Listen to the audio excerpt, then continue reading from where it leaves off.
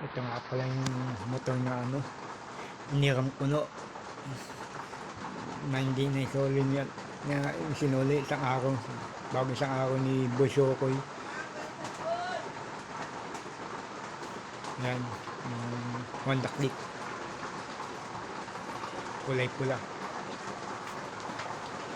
Ito yung plaka. Galing.